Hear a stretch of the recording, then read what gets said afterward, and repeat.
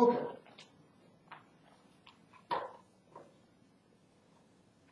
Since we had finished up with the thermodynamic identity in the last class, let me pick back up with that and show you what we can get from it.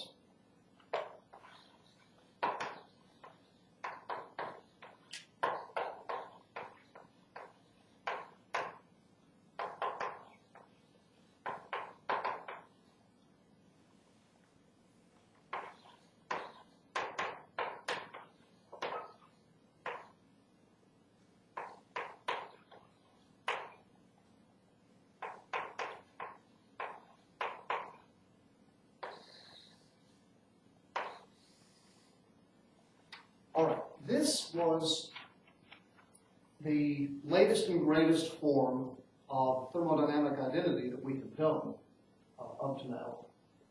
So remember, it is not the first law of thermodynamics, but it is, because it involves the change in the system's energy, we can relate the two together. The first term, TdS, under restricted conditions, will often be associated with heat flow Q. Negative PdV under restricted conditions would represent mechanical work done, and mu dN we often refer to as the chemical work. So, recall that I said that the most important equations to know out of this chapter is the thermodynamic identity. Because if you know this, you can derive relationships for any of the terms in it. For example, we want to know the chemical potential. Let's see here. We can get different equations for the chemical potential depending on what we're holding constant. So, if any two of these, U, S, or V, are constant, then their differential is 0. You know, U is constant, du is 0, and so on. Let's see here. We can get a formula for mu if any two of those variables are constant.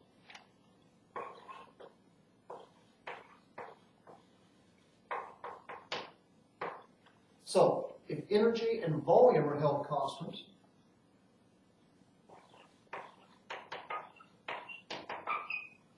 then du and dv are both 0. That means, back to the squeaking here.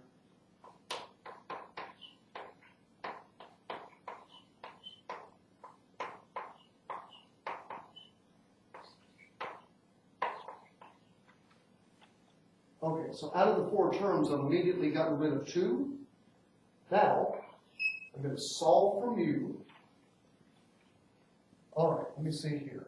Put this on the left-hand side.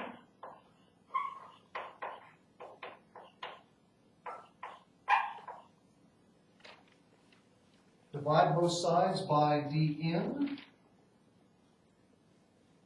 fact, I'll divide by negative dN. Yeah.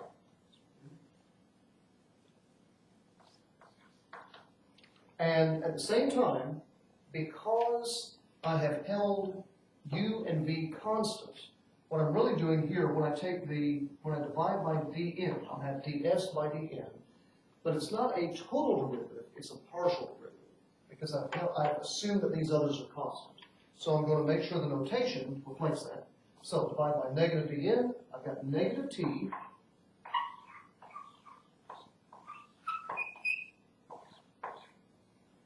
times the partial of s with respect to n, and u and v are constant. I'm going to have to get rid of that short form. Okay. This is our normal definition of the chemical potential. Straightforward enough there. So it relates to the change in the system's entropy as you change the number of particles, holding the energy and the volume constant. But there's another one we can get. If the entropy and the number of particles are fixed,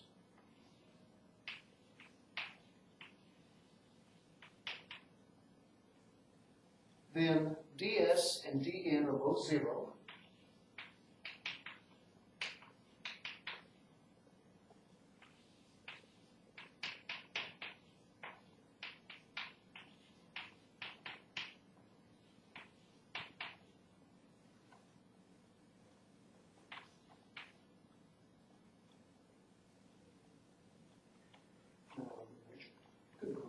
I just said hold the number constant, which would get that term equal to 0, and I would not have a mu left in there.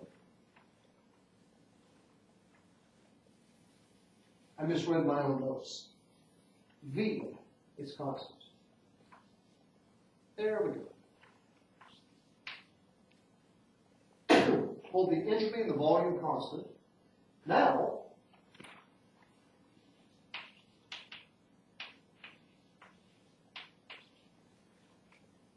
divide by dn, and I'll put the mu on the left.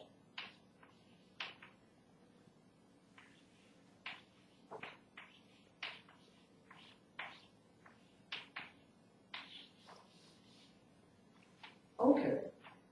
Now this, while the one over here is our usual definition of the chemical potential, this one is really useful in practice because, for one thing, it tells us immediately that chemical potential has units of energy. Now remember, number is dimensionless, unitless. You're just counting things that have no units. So you've got energy divided by something that's dimensionless, so you just got energy. And furthermore, it gets it directly in terms that are kind of intuitive. Chemical potential is, when you're holding entropy and volume constant, it's the change in the energy, let's say, it's how much the energy increases as you add one particle. How much energy does that particle carry into the system simply by being there if you hold the entropy and the volume constant? Again, those are the things there. Okay. So, that's really useful. I'm going to give a couple of examples of calculating this. One for a small Einstein solid, and then a little more complicatedly for an ideal monatomic gas. Turn this around here.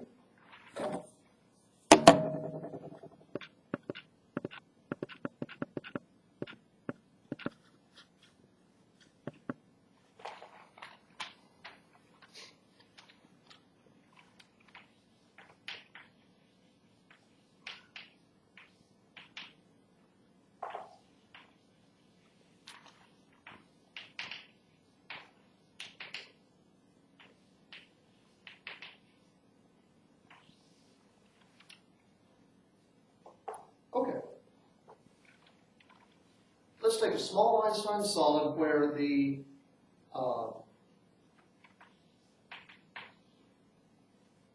there are only 3 quanta of energy, 3 units of energy,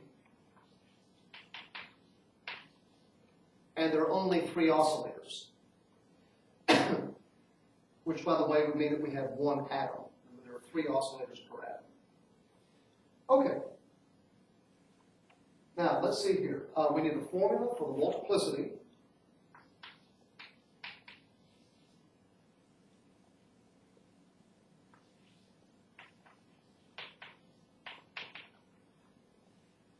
The multiplicity is q plus n minus 1 factorial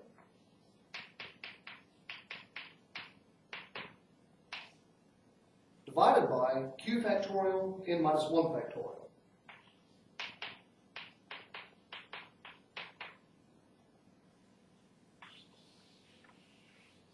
That's on page 55. All right, so if we want to if we want to calculate the chemical potential, well, what happens if we, let's see, take a look and see what happens if we hold the energy constant, our first version of the chemical potential equation. if we hold the energy constant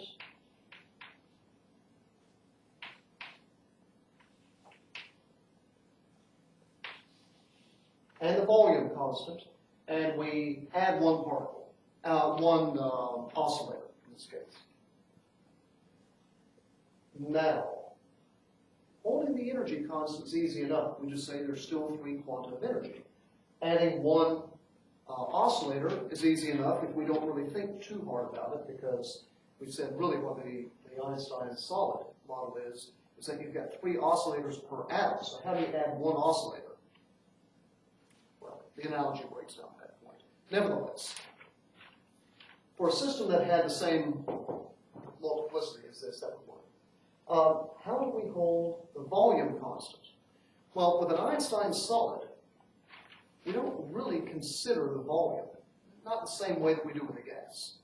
So we can say here that the volume is constant because it's a really compact system. It's not like the particles are zipping around and moving, so the volume's really not coming into it there. Okay. So if we've got 3 oscillators represented there, each one of those could have either 0, 1, 2, or 3 quanta of energy. It could have something like this here. Maybe it's arranged like that. And then we add an oscillator. Now we have 4. Okay.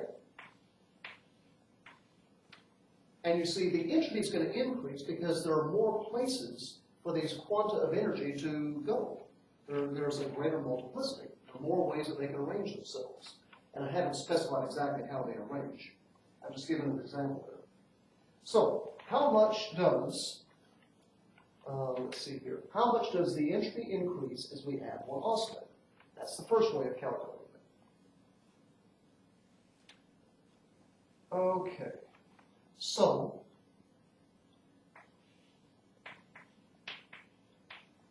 our initial state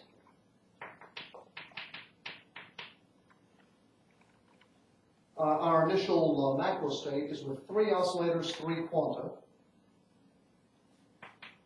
And we would calculate that as the 5 factorial over 3 factorial, 2 factorial. And that gives us 10.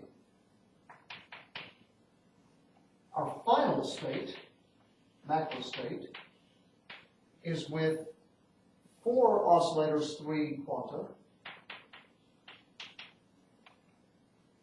That's 6 factorial over 3 factorial, 3 factorial. Do the math, you get 20. Okay? What we really want is the change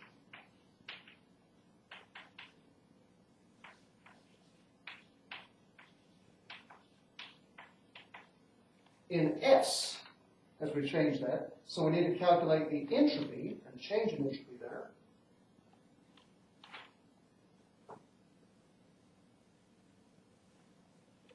Kind of running out of room on this, so I apologize for being all crammed in together. But let's see, I'll line up. Initial S is K log 10.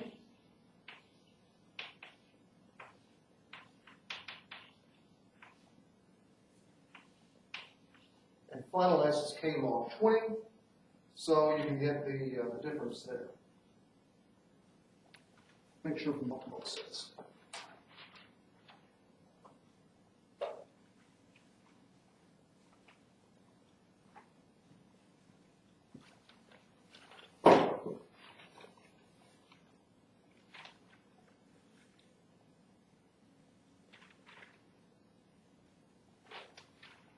Okay. So anyway, you could calculate how much the entropy increases. I won't put in actual numbers. This is such a small one here, and K is, oh, that's such a tiny exponent. and I don't really want to bother with that, and I haven't specified the temperature anyway. Nevertheless, that's how you could do it. But another way you could do it is, you could specify, let's see here, I've got room to write this.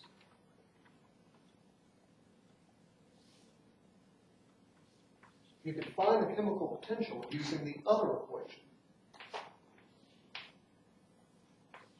The change in energy with respect to a change in number when entropy and volume are held constant.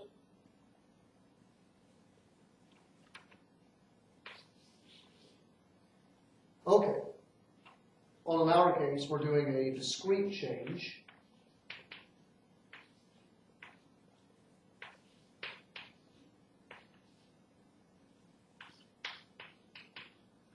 Volume is inherently held constant with these kinds of Einstein solids. How do we hold the entropy constant? Now, the thing is that holding energy constant is intuitive. We're looking at those little units of energy running around here, and we say, all right, we don't put any more in, it's constant. But how do we hold the entropy constant? That is not intuitive. And that's actually one conceptual drawback to using this one here, even though the rest of it is so helpful. So to hold the entropy constant, notice that in this case,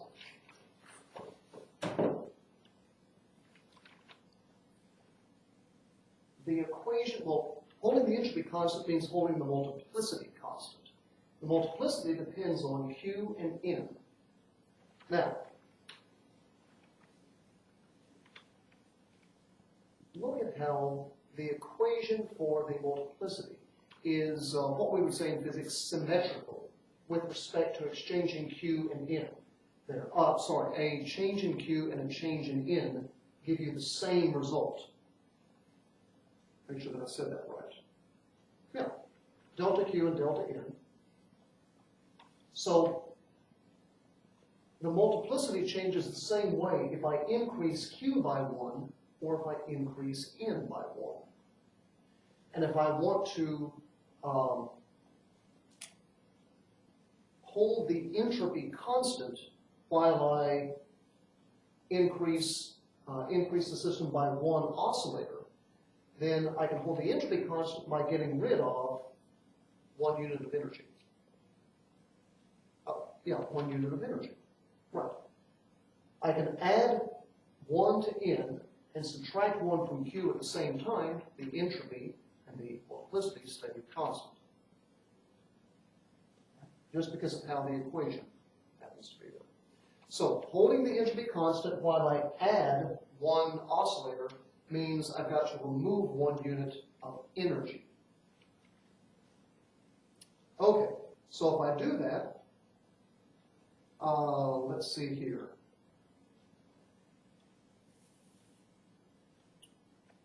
So, holding the entropy constant means I'm removing 1 unit of energy. Now, epsilon, lowercase epsilon, is what we used for the energy of 1 quantum here. So I've got a change of minus epsilon of the energy.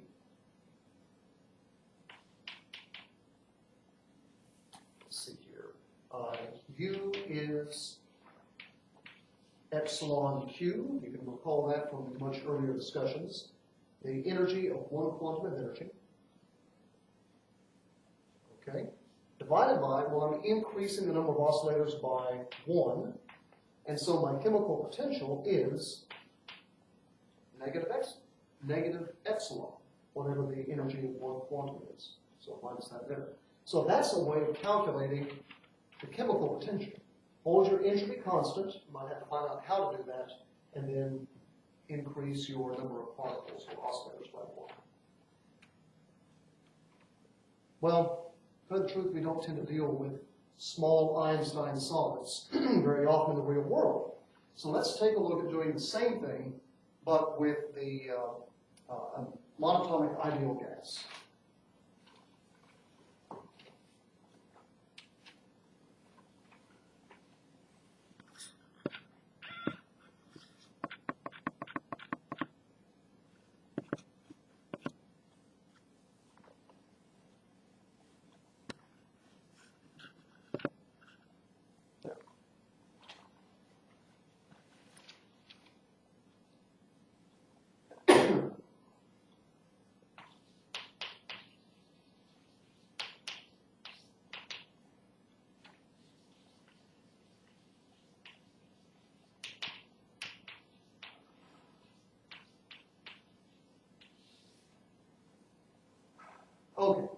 first word being example. I see that.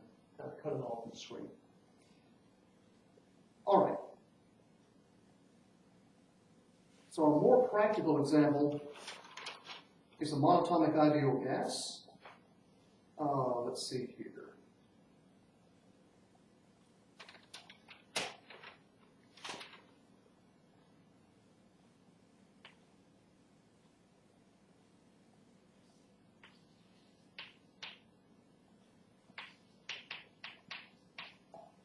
The entropy of a monatomic ideal gas is given by equation 2.49, the Sackler tetrode equation. And by the way, having played around with electronics as a kid, the old vacuum tube radios and electronics, there were triodes and tetrodes and so on like that, which told you how many elements you had in there. You'd have your anode, your cathode, and your grids that would be used to amplify the signal. So a triode was your basic kind that had a cathode, an anode, and this grid that would do the amplifying. And then the tetrode had, instead of 3 elements, it had 4. So I always thought that the Sackler tetrode equation came from studies of electrons boiling off of those things there and looking at that. And it turns out that's a coincidence. This tetrode was a guy. It was his name. To tell you the truth, I think he was Scandinavian, I forget. But it sounds to me almost like having somebody named Transistor for his last name. Just complete coincidence, though. Unless the tetrode in electronics was named for him, which would be a stranger thing. Okay. I don't know, maybe it was. I always thought it had to do with the 4 elements, though, and I think that does. Sackler tetrode equation.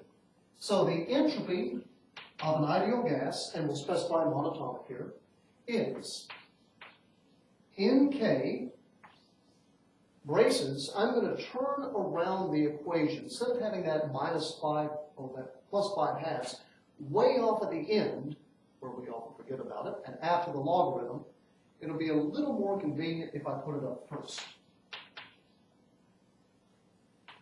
Now, I'm already breaking out that logarithm a bit into a more useful form. So minus natural log of n to the 5 halves power plus natural log of volume V times 4 pi mu over 3h squared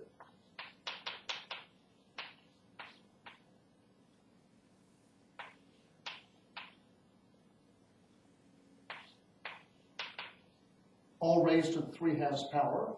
I'm not running out of screen here. I'm not. Close brackets, close braces. Okay. Now let me see here. I want to, what am I going for? I actually should put up the equation for the entropy, the chemical potential first.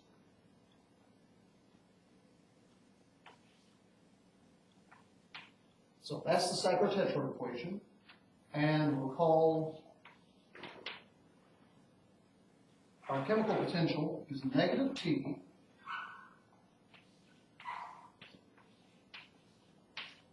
ds by dn when U and V are held constant. That's Sackler tetrode. This is separate. Okay, so I want to take the derivative of entropy with respect to particle number. So I need to pull out number. U and V are constant, so that's constant and that's constant. N is not, so I'm going to need to multiply through. Okay, so let me get one other, take this down for one other term. So I've got 5 halves Nk minus, so Nk log n to the 5 halves. And I can pull this 5 halves. Log of n to the 5 halves is 5 halves log n, recall. So that'll be helpful.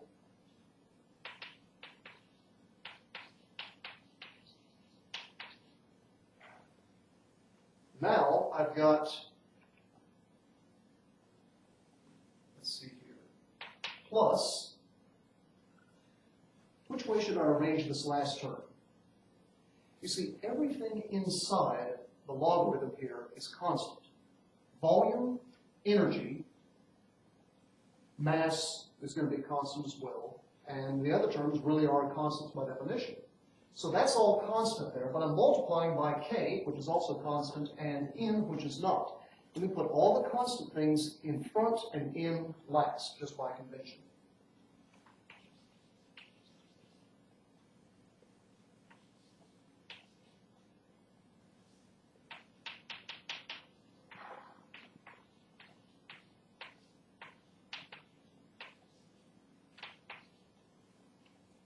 Okay, there's n. It's outside the logarithm.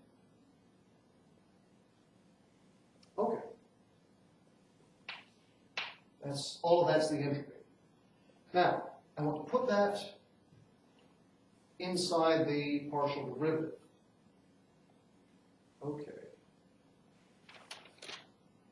Let me see here. What I'm actually going to do, rather than putting it inside this entire equation, let me just calculate the derivative of this with respect to n first.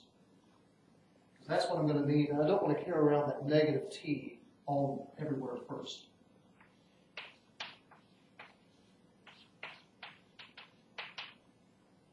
Okay, luckily, because I've broken it up this way into several terms, it's easy to do.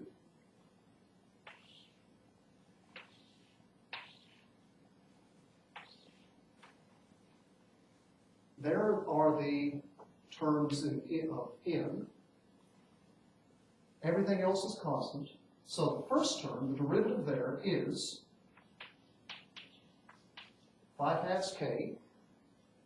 The second one, and now I've got an n log n there.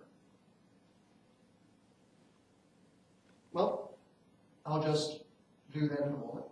So minus 5/2 k again.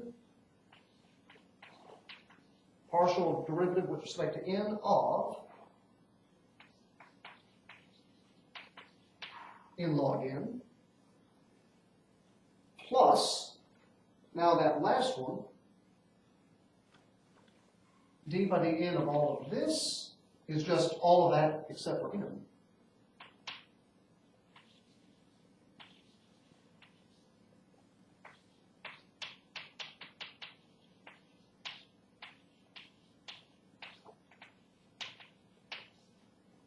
Okay. So the only thing I've got to work out a few more steps on is the partial derivative with respect to n of n log n. Making sure that I did this right. Yeah, I can work that way quick on the fly. I usually like to use a lot of braces and arrows and things like that to bracket things off so I can keep track of where I'm putting them in. Just trying to emphasize to my elder daughter who's doing calculus right now to do this and not try to do everything all at once, which is the instinct you want to do usually. You just want to get it over with. But even if you take a few more steps, thinking through it logically and not losing your place is key. So we have the product rule.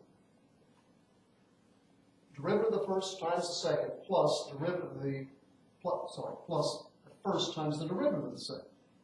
So that means we've got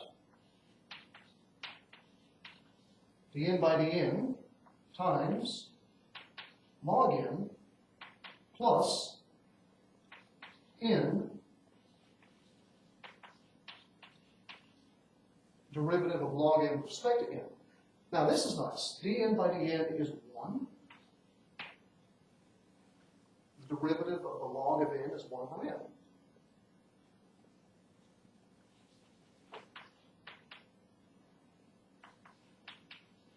Which leaves us with n over n, which is also 1. I'd better look at my paper and make sure it really worked out as simply. And yes, it did. That was good. Okay, so I'll rewrite all of this together, and it looks like I'm going to have to shift the screen over a little bit to get the next part.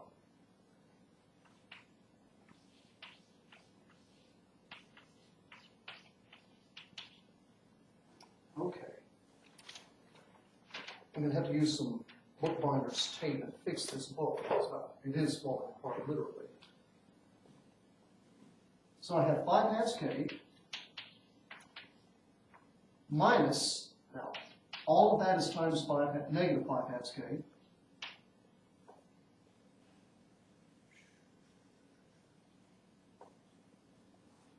I'll have to put it all on the line here.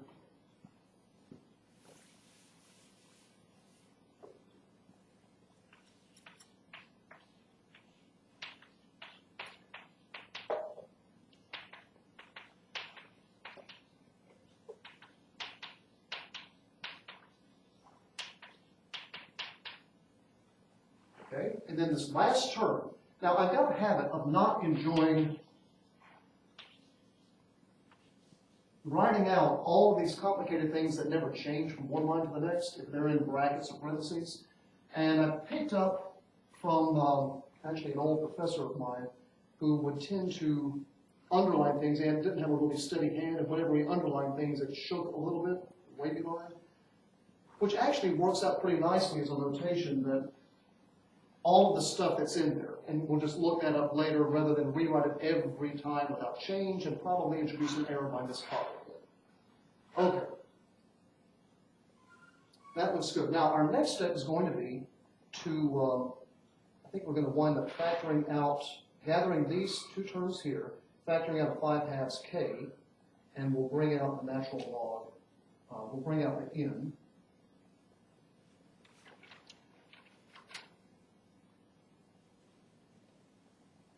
Wait a second.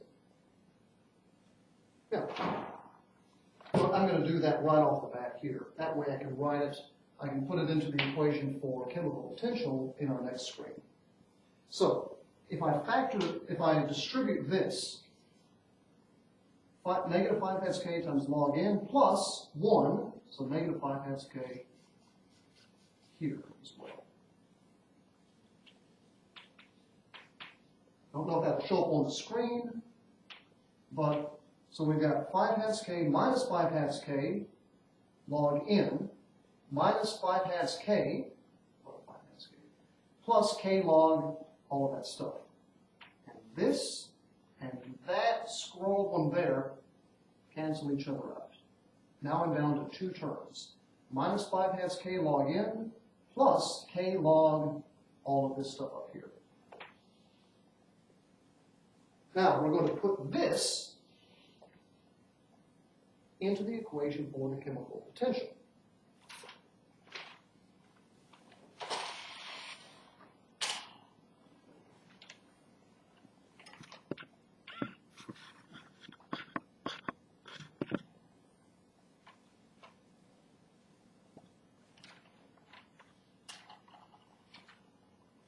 Let's see if this chalk works it.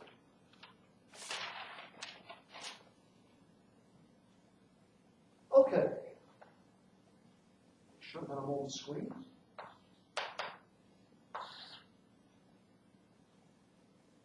So, chemical potential is positive 5 halves k. Oh, yes. I'm multiplying all of that stuff by negative t. So I've got positive 5 halves kt log n minus kt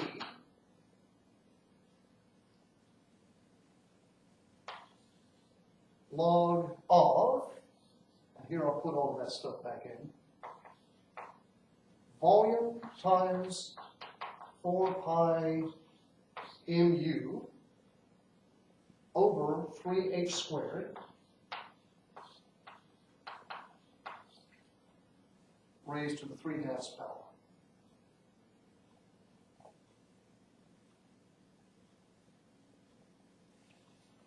All well and good, but what am I going to do with that energy? We have a monatomic ideal gas, which means that by the equal partition theorem,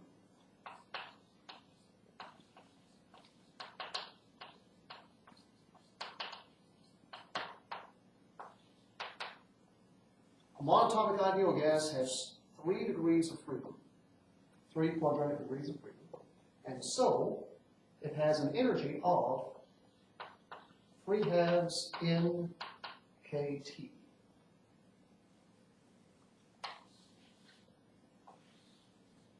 Now, if we put that in there, look, now we get it in terms of number, which is our variable here anyway, and temperature, which is specified in the equation as well.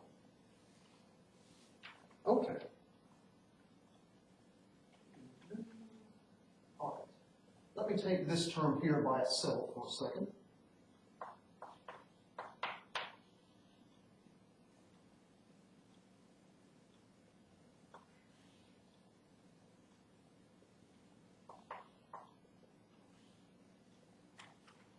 Okay. 3/2 times 4 times pi m in kT all over 3/8 squared, and that's raised to the 3/2 power, close bracket. Okay, 3 and 3 cancel out, and we're left with 2 pi m in kT over h squared. Yeah, not h bar, I keep wanting to say that. H squared, Planck's constant, no bar, to the 3/2 power. Okay. Yes, that works.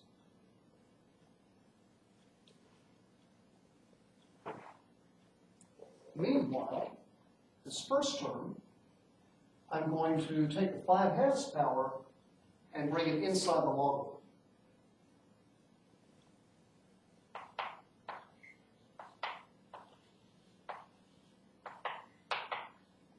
You might ask yourself, why? Well, I'm going to want to combine the logarithms here. And so I'm bringing that exponent in. I'm going to wind up canceling off some terms of n. You see that I've got, among other things, n to the 3/2 power here. And I've got n to the 5/2 there. I'm going to cancel off a few of the terms in the exponent. Okay.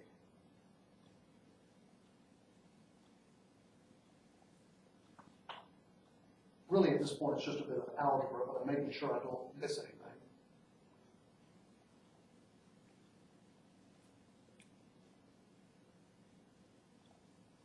Now, let's see, it looks like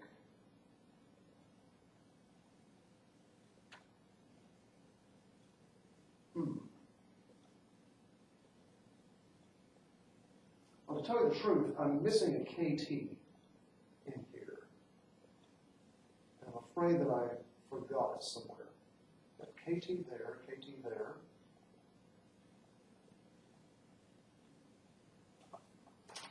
Let's make sure before I write the next line.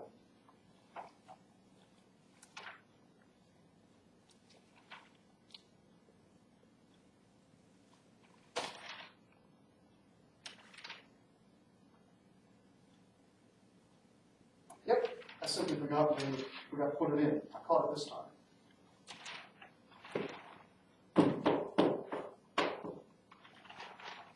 Okay.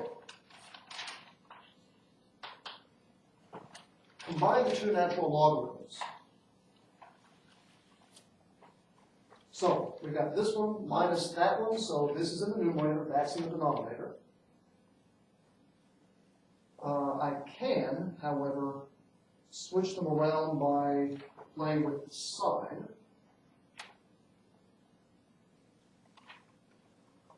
I should have did that right again.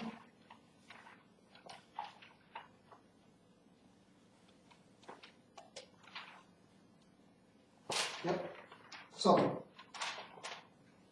much easier if I leave this in the numerator, but there's a negative sign. So I take an overall negative sign, okay, negative kT, log of, okay. Now this term is in the numerator, this is in the denominator.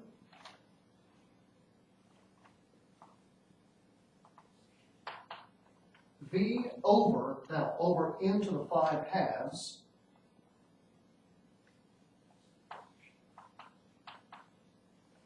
but I've also got into the 3/2. If I bring that into the denominator, it'll be into the negative 3/2, so into the 5/2 minus 3/2.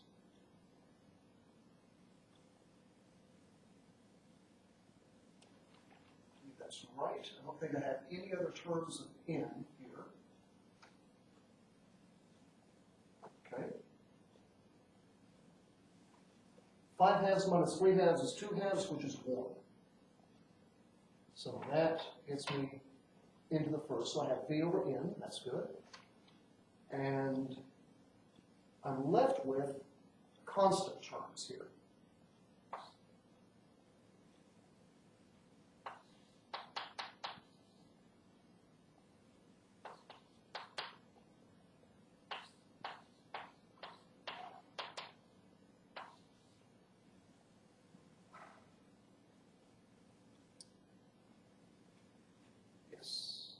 Okay.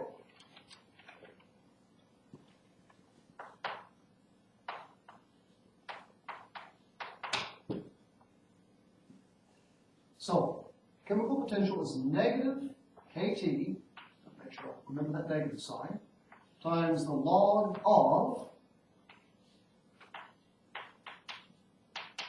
V over N times parentheses 2 pi m over h squared kT to the 3/2, close bracket. Phew.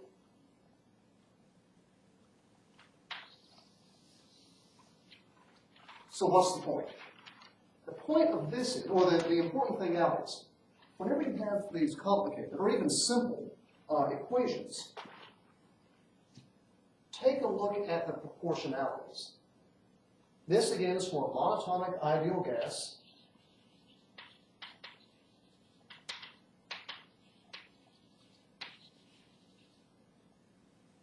Now, let's see, we've got kT and kT. I won't worry about that so much. Let's say if we we're holding energy and volume constant. 2 pi m over h squared. 2 pi over h squared is constant no matter what. M here gets us, we've got the mass of the particles going into it. If you increase the mass of the particles, you would be decreasing the chemical potential. Okay? The log would increase, the chemical potential would decrease because of the negative sign. Let's see. But an important thing is V over N, volume per particle. And that's a useful ratio right there. How much room does each particle have to move around that it has available? But think about that. N over V is the concentration of your gas. So we've got the log of the 1 over the concentration. We got negative times the log of 1 of the concentration. So let's think here. If we pull this negative sign inside the logarithm, we have log of 1 over concentration to the minus 1 power. So we have positive log of concentration there. Make sure that I'm getting it right.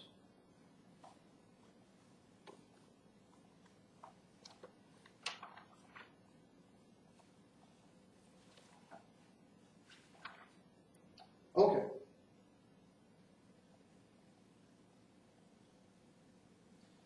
Right.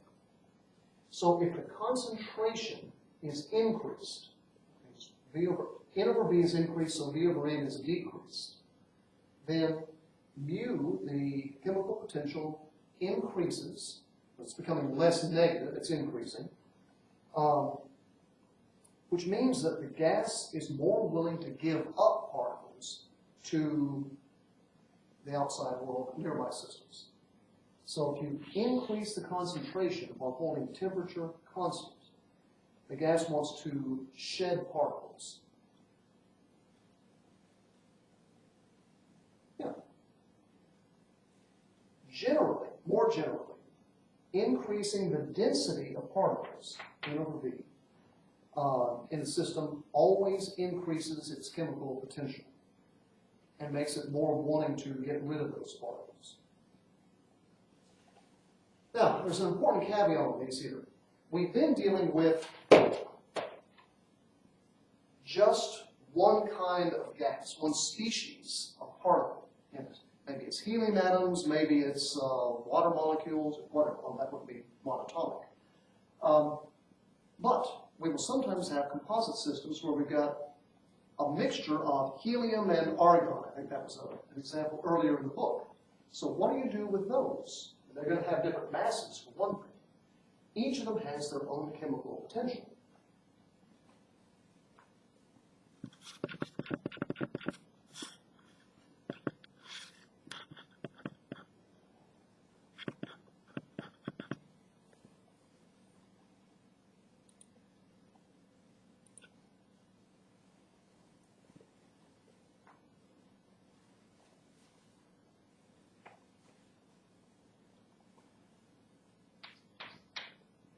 So, you know that logical symbol, the backwards capital E, means there exists or there are, there is. If there are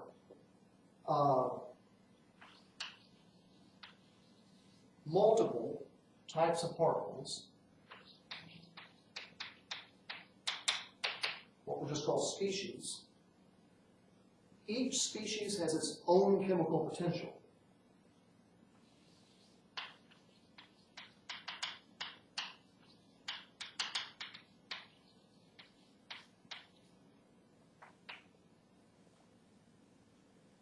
Okay, so you can just label them with subscripts or with their names, you know, argon, helium, whatever. So the chemical potential of your first species would be minus T, that is the definition, times the change. We're assuming they're all the same temperature, that we have a common temperature for all of them. And we look at the total entropy as we change the number of species 1 only. And we're holding constant the system's energy, volume, and the number of the other species. And the chemical potential for species 2, whatever it happens to be, would be negative T ds by dN2, holding total energy, total volume, and the number of species 1 constant. And now if you've got a third one, of course you've got to hold, we've got to specify, you know, U, V, and N2 and N3 are held constant. You know, everything else is held constant except for the one that we're changing there. Then, in that case, our thermodynamic identity becomes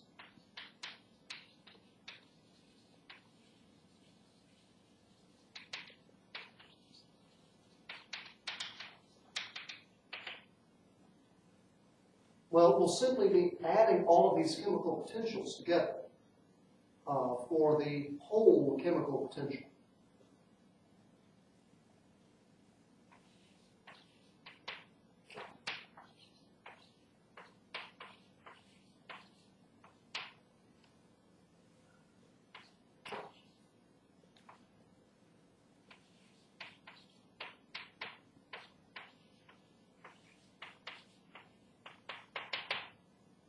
Like that.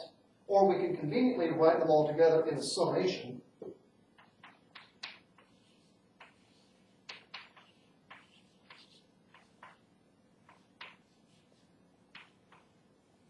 Sum over all chemical potential over all species labeled with the index I of mu sub I dN sub I.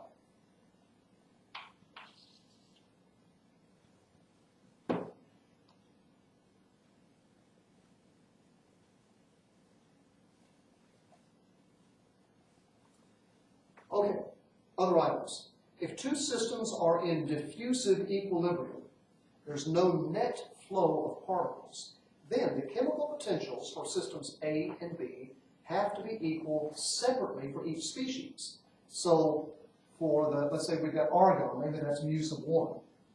The chemical potential of the argon in system A has to be the same as the chemical potential for argon in system B. We don't equate the chemical potential for A's argon with B's helium, say. We keep it the same for both species. So mu sub 1 for A is the same as mu sub 1 for B, mu sub 2 for A is the same as mu sub 2 for B, and so on, for the A and B are two systems. Okay, and one other thing, I think if I can find a place to write here, because of the application to chemistry.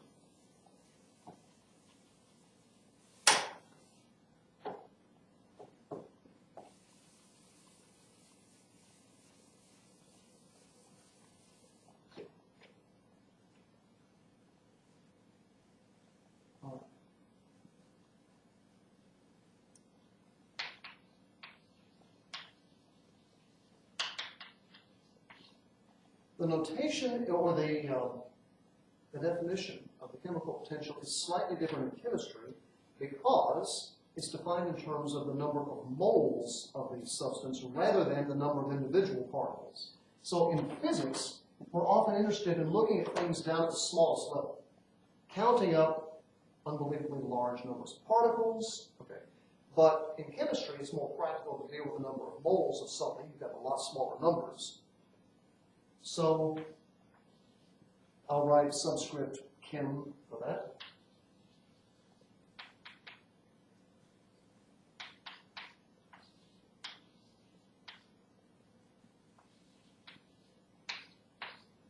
ds by d lowercase n, number of moles, with again u and v held constant. Okay. Since number of moles, lowercase n, is the number of particles over Avogadro's number,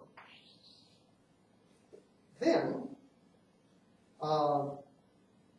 this kind of chemical potential, the chemistry chemical potential, is larger than a physics version of chemical potential by a factor of Avogadro's number.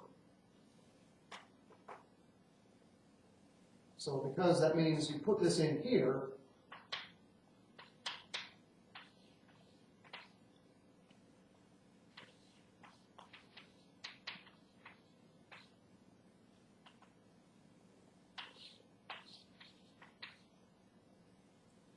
okay, Na is a constant. You've got 1 over Na, so you've really just got there.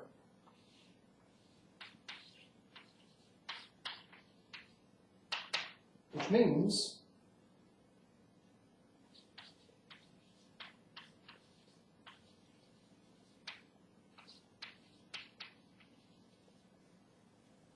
there.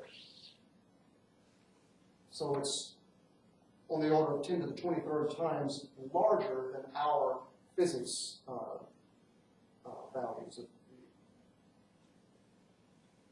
Okay, that takes us up to the end of Chapter 3 on interacting systems. The most important things to take away from this chapter are the thermodynamic identity and our different kinds of equilibrium, where if we have thermal equilibrium, so we are exchanging energy, then temperature is what governs that. And we have an equation for temperature in terms of ds by du, how the entropy changes as a function of the energy, the thing being exchanged. For mechanical equilibrium, where we're exchanging volume, it's pressure that governs when we come to equilibrium, and we define that in terms of the change of entropy with respect to change of volume. If we have diffusive equilibrium, where we're allowing it to exchange particles, the chemical potential governs equilibrium, and we define it in terms of the change of entropy with respect to number.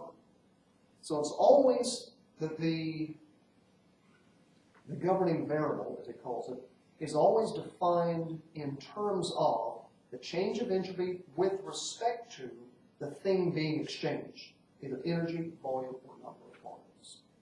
And although it's not always just equal to that, but it's defined in terms of that. And that gets us up to the end here. Oh, I will make one other note. This is one of those things that's hidden away in a problem, but it becomes useful later on, and it will be referred to. In problem 3.38 on page 120, he defines partial pressure. So he says, two things he defines: the mole fraction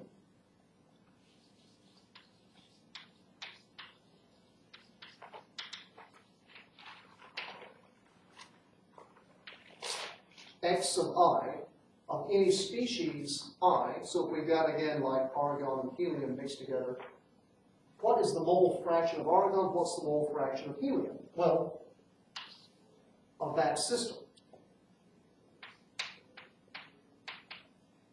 The mole fraction is equal to the number of particles of that species, like argon or like helium, divided by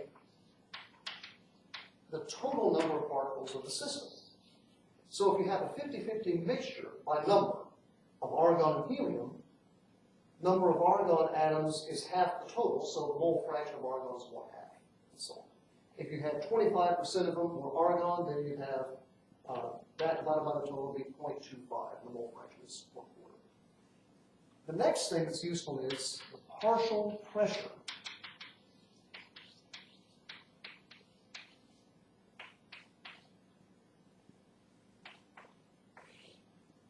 P sub I of species I.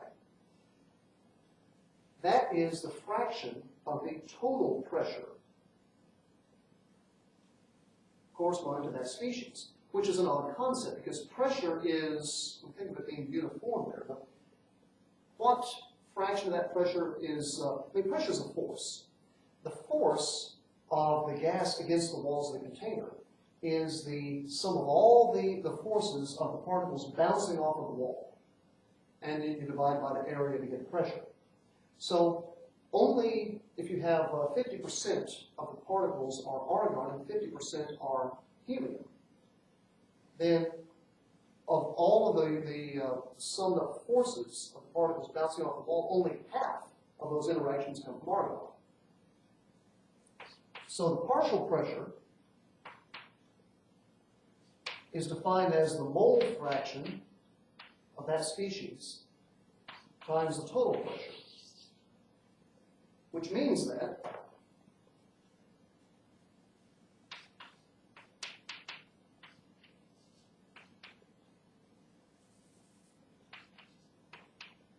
it's equal to Ni over N total times the pressure. And I'll just bring out the thing that's species specific here. So it's Ni, number of particles of species I, times the total pressure divided by the total number of particles. Maybe I don't even need to specify total there, the number of particles in the whole system. Keep in mind here that pressure and N are both found in the ideal gas law. So you can relate this to other things using PV equals NKT, divide both sides by Vn,